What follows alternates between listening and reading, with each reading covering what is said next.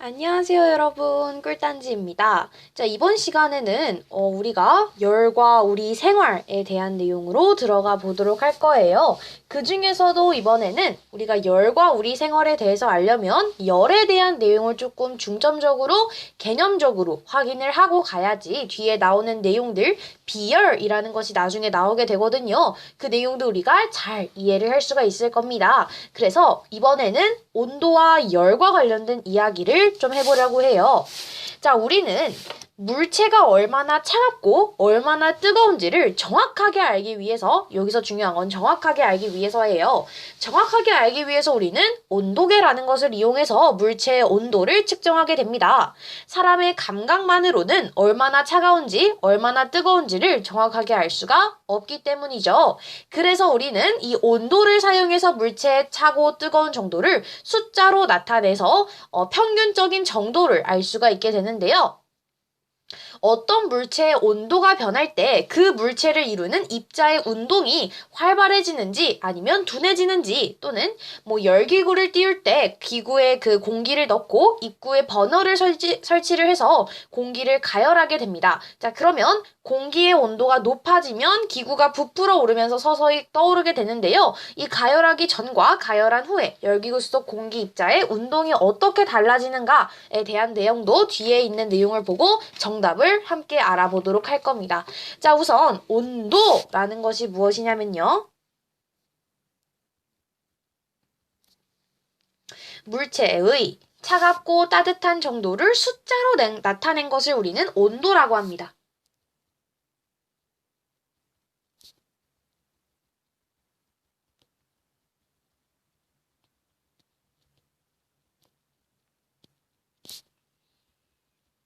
또는 수치도 가능하겠네요.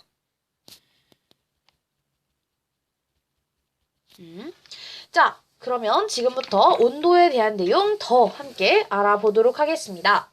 자, 모든 물질은 그 물질의 고유한 성질을 가지는 작은 입자로 구성이 되어 있습니다. 그리고 이 입자들은 항상 끊임없이 움직이고 있어요.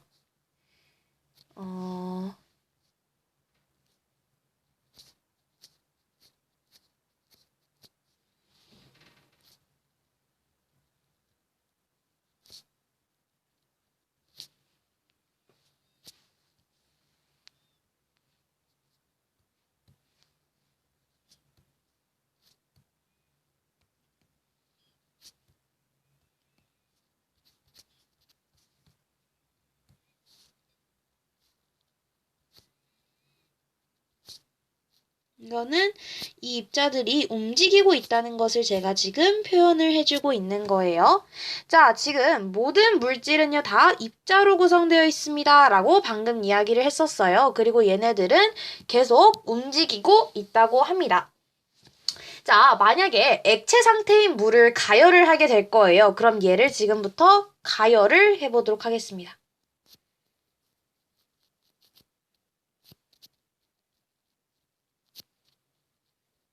자, 가열을 하게 되면요, 이 온도가 높아지게 됩니다. 그러면서 물 입자의 입자의 운동이 굉장히 활발하게 변해요.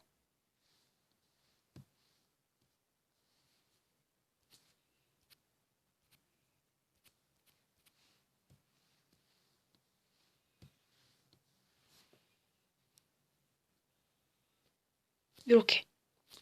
아까보다 더 활발하게 입자가 움직이게 됩니다. 어떻게 하면 가열을 해서 이 물의 온도를 높여주게 되면, 이해 가시나요?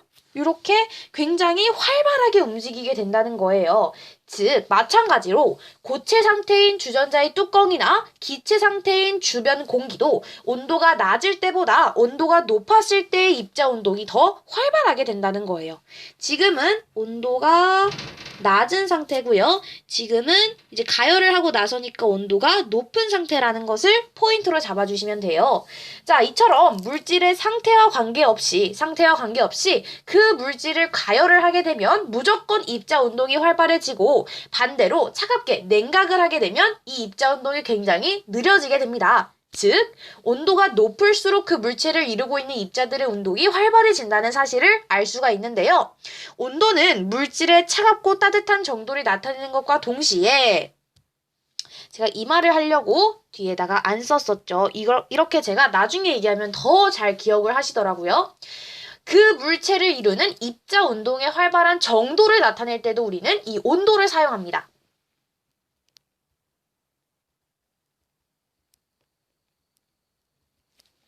이루는 입자 운동의 활발한 정도.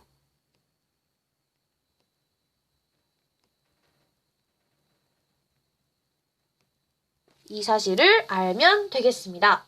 자, 그러면 우리는 지금부터 섭씨 온도와 화씨 온도, 그리고 절대 온도에 대한 이야기를 조금 해보도록 할 거예요.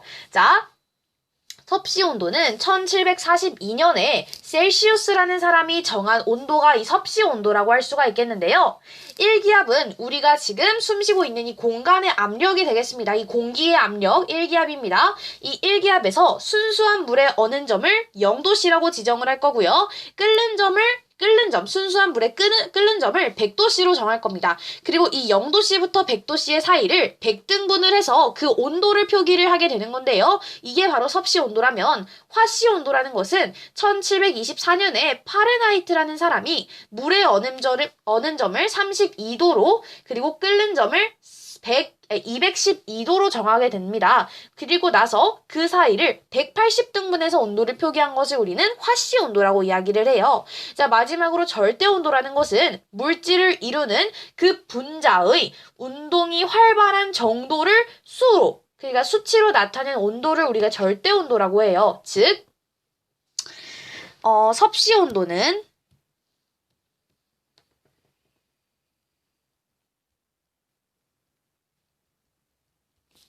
물이 어는 점을 0도씨, 끓는 점을 100도씨, 그리고 이것을 100등분해서 나타낸 것입니다. 라고 생각하시면 되겠고, 화씨 온도는 그 물의 어는 점을 32도, 끓는 점을 212도, 그리고 이거를 180등분을 한 것을 우리가 화씨 온도라고 이야기를 하고요. 자, 그리고 절대 온도라는 것은 물질을 이루는 분자의 운동이 활발한 정도를 수치화해서 나타낸 것이 되겠습니다. 자, 그래서 우리가 우리 켈빈을 단위로 가지게 되거든요. 이 켈빈이 단위가 되는데 0켈빈은 분자 운동을 하고 있지 않은 상태가 됩니다. 이렇게 기억하시면 되겠어요. 자, 어쨌든 우리가 중요하게 봐야 할 것은 온도는 물체의 차고 뜨거운 정도를 나타내기도 하지만 그 물체의 분자 또는 입자의 운동이 활발한 정도를 나타내는 것에도 온도를 사용한다. 그러니까 우리가 보통 주로 알고 있는 것은 그렇죠. 온도를 나타낼 때, 그러니까 온도를 수치화해서 나타낼 때 사용하는 것을 우리가 보통은 이제 온도라고 이야기를 하는데 추가적으로 그 물질을 이루는 입자 운동의 활발한 정도까지 우리가 온도라고 이야기를 합니다. 라는 것을 기억을 해주시면 좋을 것 같아요. 자,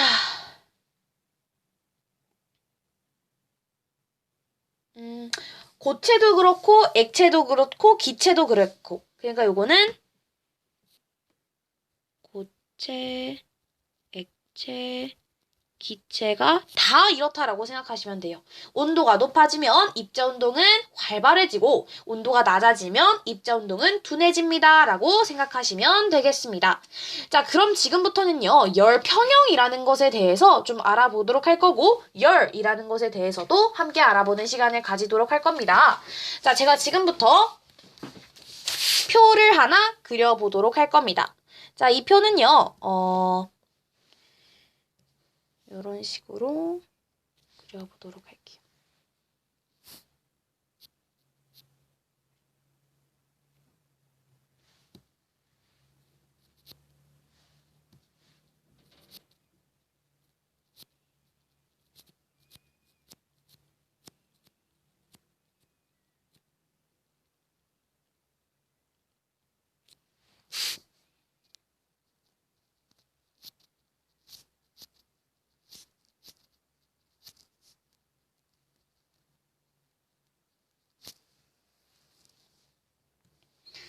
자.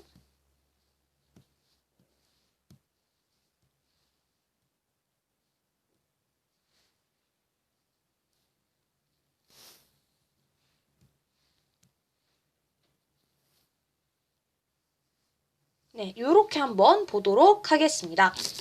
자, 원래 여기 빨간 부분이 좀 뜨거운 온도라고 생각해 주시면 좋겠고요. 파란색이 좀 차가운 물이라고 생각을 해주시면 되겠습니다. 빨간색은 뜨거운 물, 파란색은 차가운 물이라고 생각하고 보도록 할게요.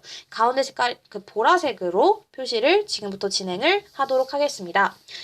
자, 뜨거운 물은요. 지금 어떤 상태냐면 차가운 물과 뜨거운 물을 각각 온도계를 꽂고요. 둘이 붙여놓은 거예요. 뜨거운 물 안에 차가운 물을 담은 통을 넣어둔 상태라고 생각하시면 되겠습니다. 그래서 원래 찬물 온도와 원래 뜨거운 물 온도가 시간의 지남에 따라 어떻게 변화하는지에 대해서 알아보도록 할 건데요.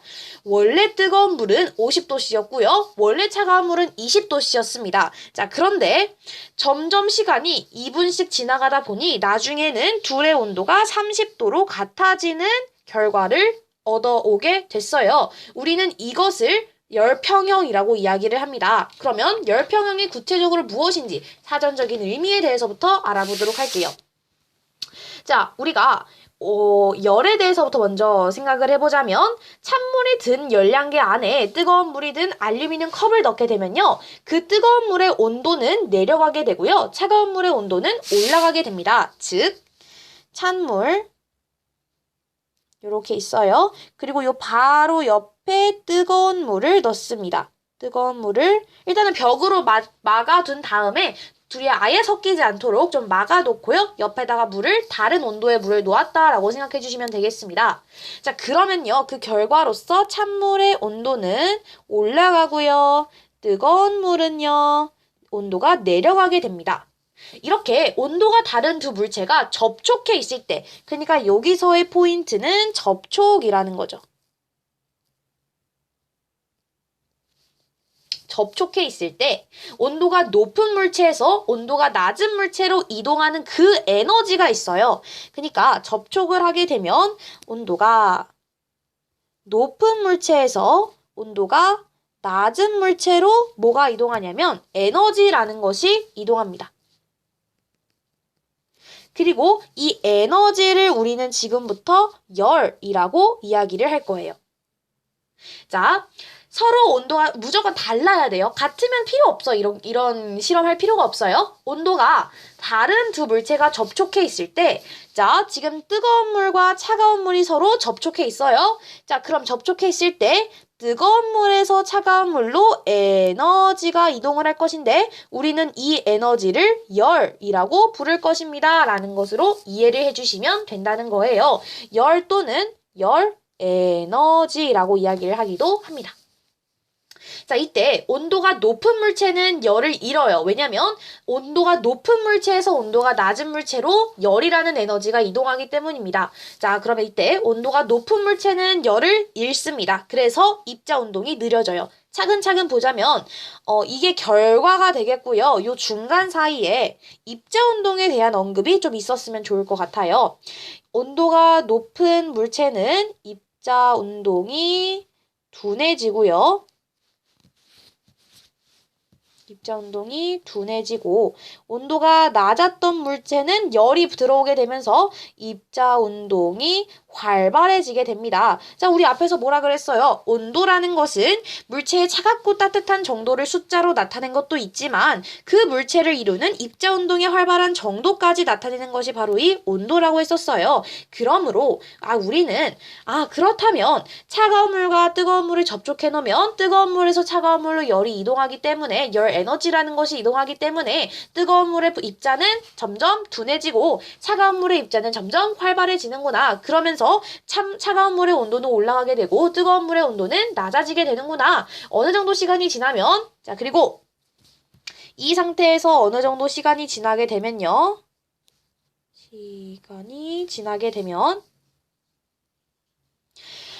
두 물체의 온도는 변하지 않습니다. 온도 변화가 없는 시점이 오고요. 그리고 일정해집니다. 이 상태를 우리는 열평형이라고 말하도록 할 거예요. 이해되셨나요? 자, 이해되셨을 거라고 생각을 하겠습니다. 자, 다시. 우리가 접촉을 해놓으면 열이 온도가 높은 물체에서 무조건 온도가 낮은 물체로 이동을 하게 되는데, 그러면 온도가 높은 물체의 입자는 운동이 둔해지고요. 온도가 낮은 물체 입자는 열을 받았기 때문에 입자 운동이 활발해지게 됩니다. 자, 그러면서 점차 시간이 지나게 되면 둘의 온도가 비슷해지게 돼요. 계속 열이 왔다 갔다 하면서. 자, 그렇게 되니까 나중에는 얘 둘이 온도가 변하지 않고 일정해지는데, 이 온도 변화가 없고 일정 그 상태를 열평형 상태입니다 라고 언급을 하게 된다는 겁니다. 오케이. 자, 우리가 뜨거운 즉석식품 같은 거를 뜨거운 물에 넣으면 음식물은 열을 얻게 돼요. 음식물은 열을 얻게 되어서 주변 온도와 같아질 때까지 온도가 올라가게 됩니다. 자, 여기다가 제가 표시를 좀 해보도록 할게요. 이렇게 팔팔 끓는 뜨거운 물이 있어요. 제가 지금부터는 상대적으로 뜨거운 걸 빨강색으로, 상대적으로 차가운 걸 파란색으로 표현을 하겠습니다. 뜨거운 물 안에 즉석식품을 넣어줄 거예요.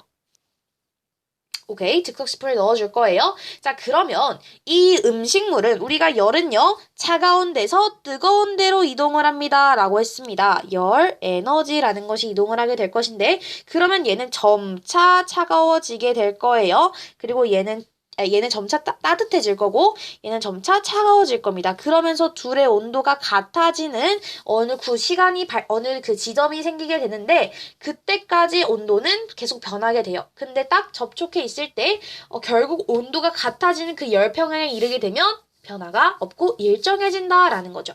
그래서 우리는 이것의 예로는요, 알코올 온도계나 냉장고, 얼어있는 물체를 녹이는 것 또는 뜨거운 물체를 식히는 것, 그리고 수은 온도계 등이 이것에 이용이 됩니다 라는 것을 알 수가 있어요. 자, 우리가 그 다음으로 알아볼 개념은 바로 이 열량이라는 건데요. 열량은 이동한 열의 양입니다 라고 생각해 주시면 되겠습니다. 그래서 단위는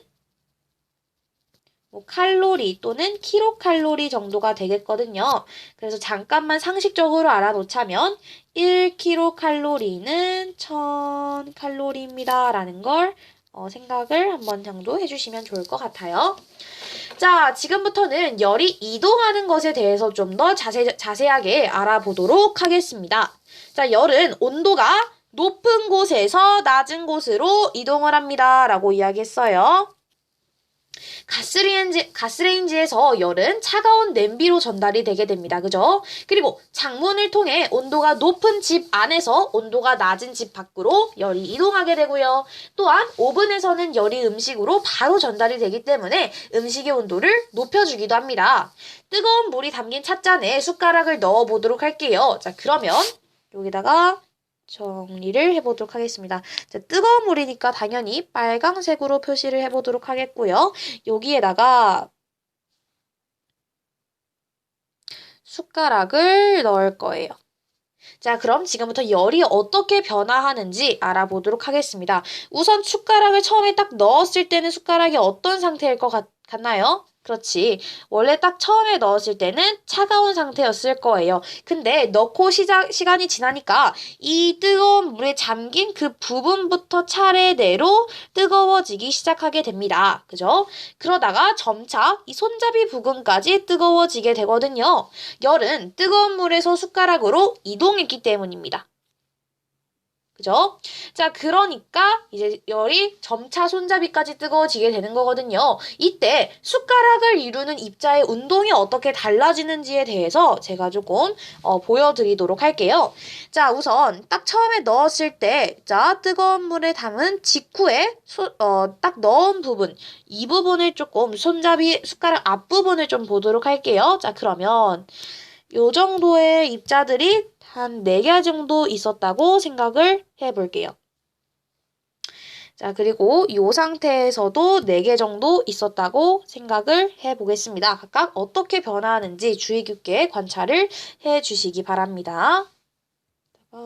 동그라미로 표시를 해주고요. 자, 딱 넣었을 때 처음에 딱 넣었을 때 이제 온도가 점차 올라가면서 이 입자 운동이 굉장히 활발해지게 됩니다. 라는 것을 알 수가 있습니다. 입자 운동은 굉장히 활발합니다. 라는 걸 알 수가 있고요.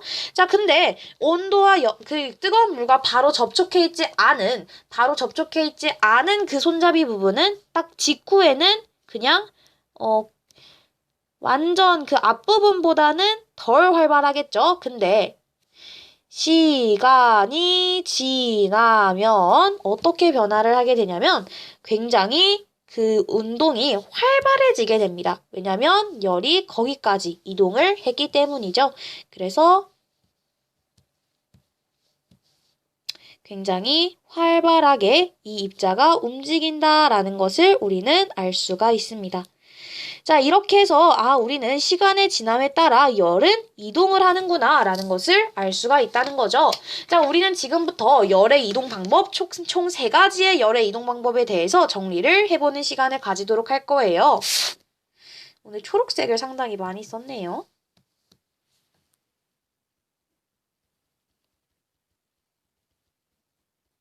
자, 시작해 보도록 하겠습니다. 자, 열의 이동 방법에는요, 총 3가지가 있습니다. 전도, 대류, 그리고 복사가 있거든요. 자, 전도부터 보도록 할게요. 각각 주로 일어나는 것이 어떤 것인가에 대해서도 알아주시면 좋을 것 같아요. 자, 전도는 우리가 포인트가 뭐냐면, 자, 전도부터 차례대로 알아보도록 할 텐데, 포인트는 접촉입니다. 그리고 고체. 다 일어날 수 있지만 고체, 주로 고체라는 거예요.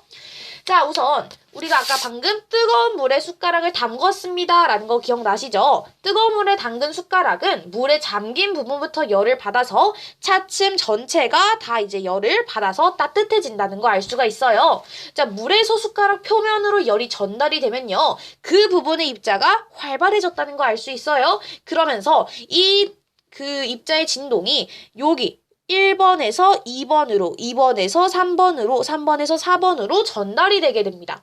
그러면서 다 같이 활발해지고요. 자, 그러니까 얘네들이 활발해지니까 활발 점차 위로 올라가서 원래 이랬던 애가 이 활발한 그 진동을 받아서 이렇게 또 전달이 되는 거죠. 오케이. 자, 이렇게 물질을 이루고 있는 입자의 운동이 접촉해 있는 이웃한 입자에 차례대로 전달이 돼서 열이 이동하는 현상을 우리는 전도라고 이야기를 하게 됩니다. 자, 그러면 접촉해 있고 고체 상태, 보통은 고체 상태라는 거예요. 그래서 여기다 써보겠습니다.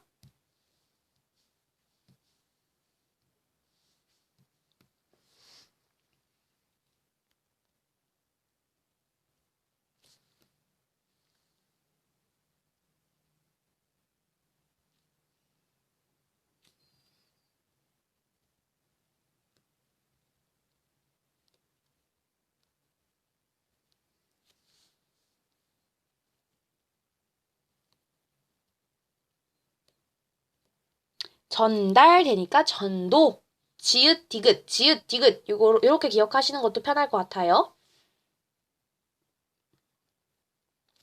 이것을 우리는 전도입니다 라고 이야기를 하고요. 전도는 주로 고체에서 일어나는 열의 전달 방식입니다 라는 것을 알아두시면 되겠습니다.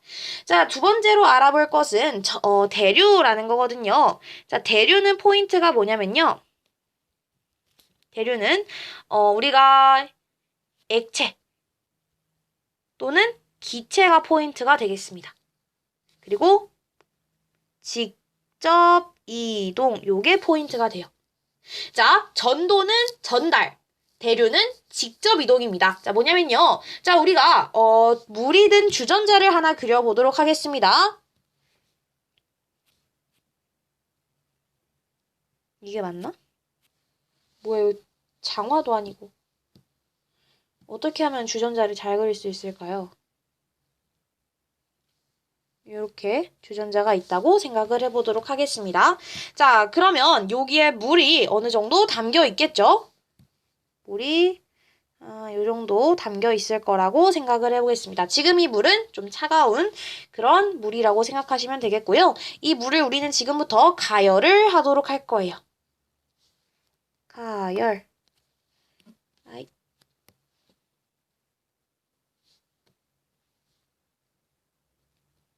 네, 가열을 시작하게 됩니다. 자, 그러면요.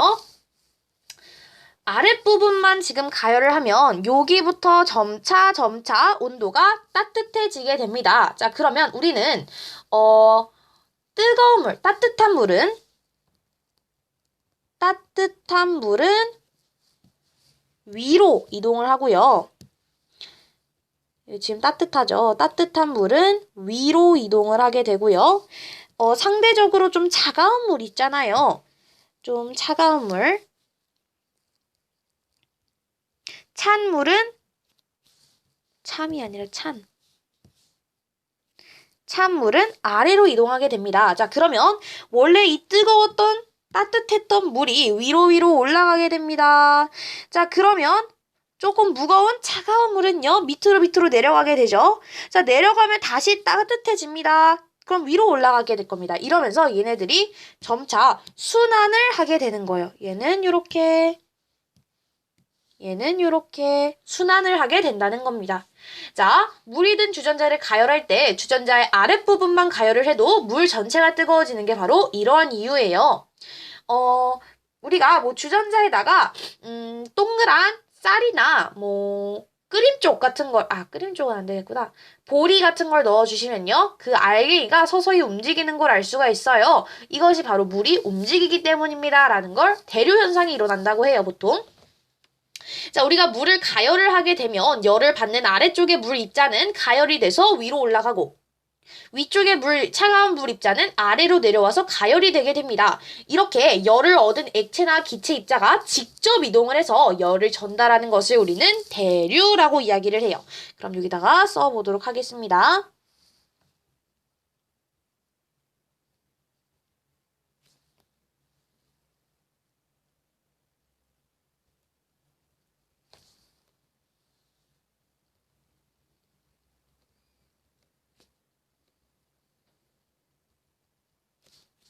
여기서의 포인트는 직접 이동.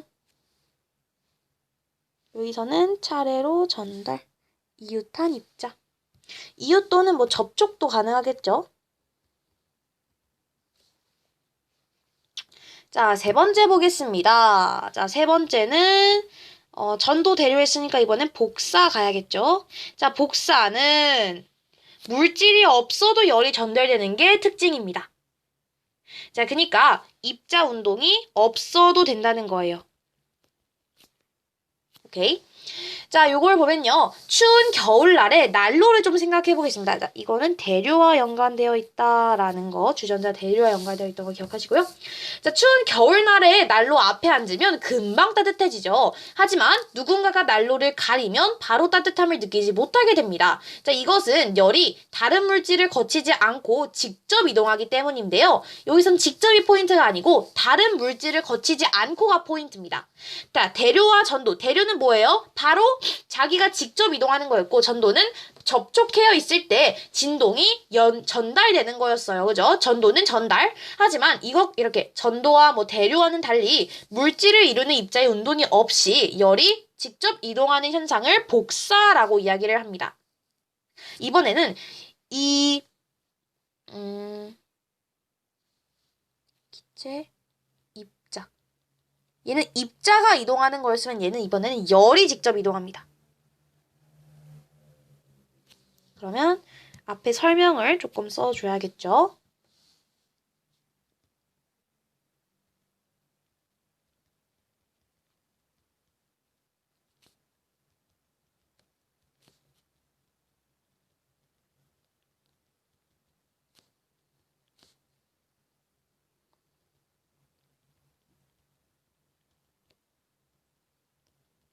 이것을 우리가 복사라고 하는 겁니다. 자, 그래서 그것의 예로는 예를 들어 뭐 태양열이 지구에 도달하는 것 우리가 그래서 태양 복사 에너지라고 이야기를 하거든요.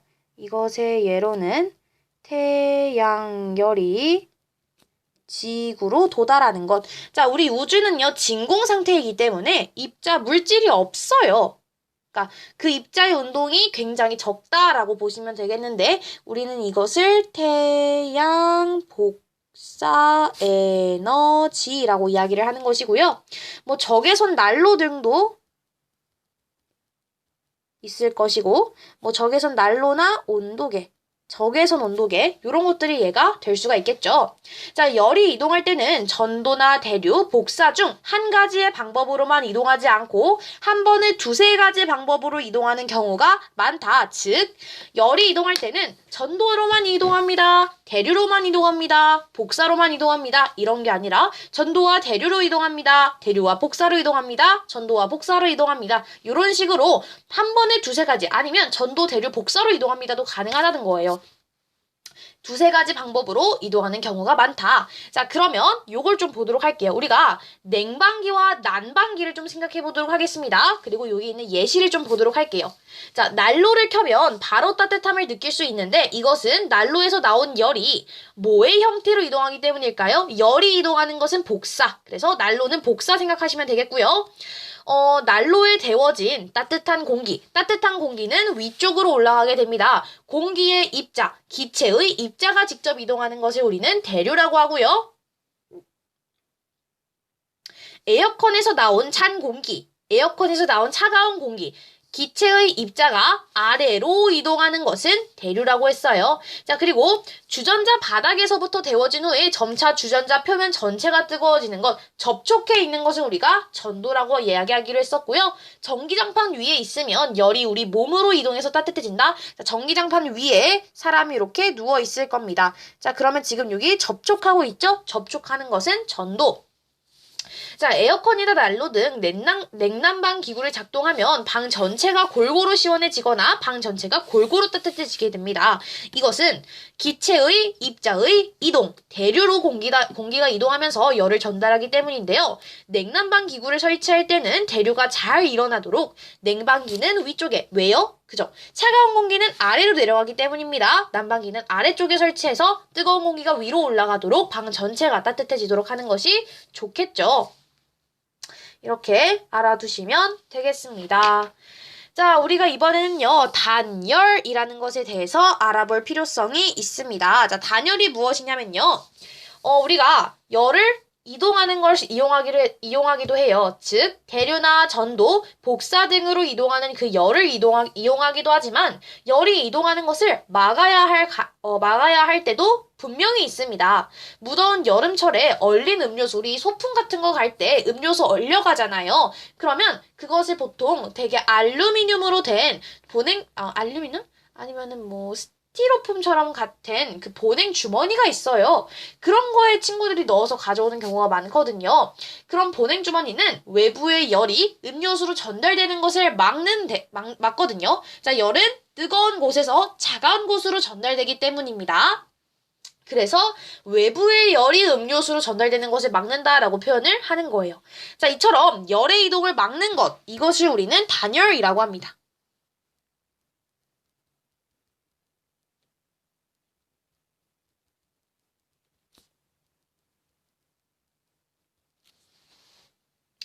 뭐 단열재 같은 것은요. 단열재의 의미가 뭐냐면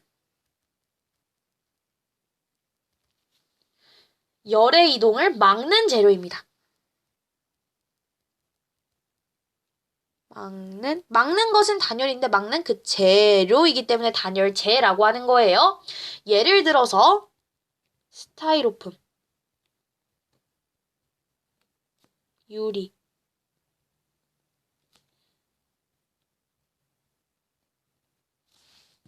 호가 아니라 로예요.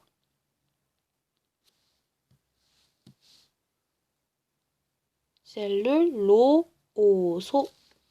자, 이런 것들이 단열재가 되는 겁니다. 자, 우리가 실험 같은 거를 좀 보도록 할 거예요. 자, 이번 실험이 뭐냐면요. 생수통에다가 각각 여러 가지 물질들로 그 생수통을 감쌀 겁니다. 그래서 비닐랩, 종이, 송수건, 알루미늄 포일로 이제 감싸고요. 어느 정도의 어떤 그 포일로 감싼 것, 어떠한 단열재로 감싼 것이 그 안에 있는 물의 온도가 가장 많이 높아지지 않았나 이것을 보는 겁니다. 일단은 그 온도의 변화가 가장 컸던 가장 작았던 것부터 보자면요. 그러니까 단열재의 역할을 잘 했던 것부터 보면 알루미늄,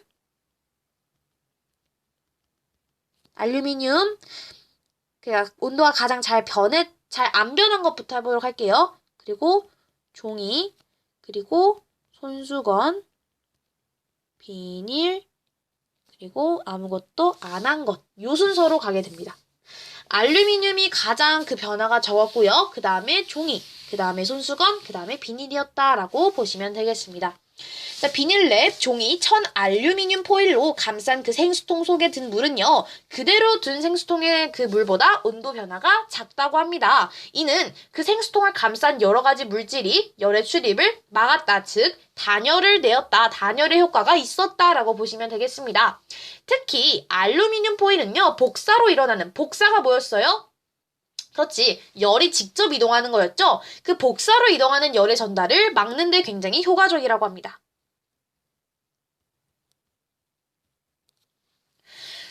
또, 공기에서는 열의 전도가 굉장히 느리게 일어나게 됩니다. 그래서 수건이나 스타이로폼, 솜과 같이 내부에 공기를 좀 많이 포함한 물질은 전도로 일어나는 열의 전달까지 막는다고 하네요. 수건, 스타이로폼,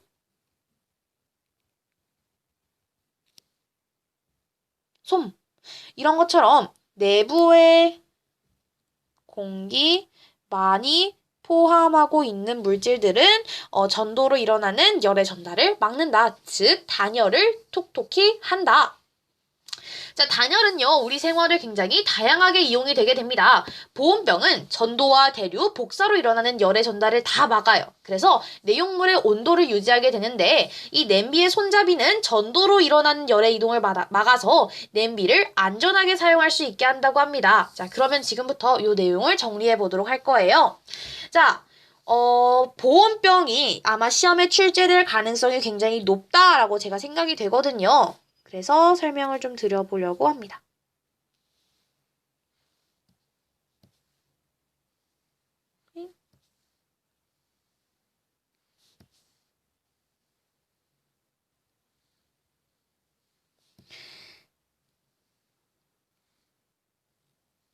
오케이. 자, 보온병 좀 두껍죠? 왜 그러냐면 안에 보온병의 단면을 좀 보도록 하겠습니다. 자, 가장 먼저 이 보온병의 안은요, 은으로 도금이 되어 있어요. 그래서 복사로 일어나는 열의 이동을 막게 됩니다. 자, 그리고 벽이 이중으로 되어 있어서 요 사이는 진공 상태라는 것을 알 수가 있거든요. 이 진공으로 된 이중벽으로 대류와 전도를 막게 됩니다. 자, 전도는 바로 맞붙어 있을 때 전도가 일어나게 되죠. 그래서 진공으로 해서 서로 떨어놓게 되면 전달이 될 가능성이 없어지게 됩니다. 자, 그리고 대류는요, 공기가 있어야지만 이제 공기나 기체 아니면 액체가 있을 때, 그 입자가 직접 이동하는 거였잖아요. 근데 공기가 없어요. 그러면 이동이 안 되겠죠? 그래서 이 이중벽으로는 진공 상태이기 때문에, 전도와 대류를 막습니다라는 걸 알 수가 있고요. 그리고 이 진공 상태 좀 자세히 봐주시면 좋겠습니다. 자, 그리고 뜨거운 냄비를 잡을 때 사용하는 그 부엌용 장갑 기억나시죠? 그 부엌용 장갑은 냄비의 열이 손과 바로 맞닿아 있으면 전도되겠죠? 근데 이것을 부엌용 장갑으로 한번 써줌으로써 이 전도를 막아주는 거예요. 자, 그리고 음식 배달 가방 보겠습니다. 속이 알루미늄 소지로 되어 있기 때문에 알루미늄 소지는 그렇지. 그 단열재의 역할을 하는 거였어요. 그래서 복사는 열이 직접 이동하는 거였어요. 그래서 열이 밖으로 빠져나가는 것을 막게 됩니다.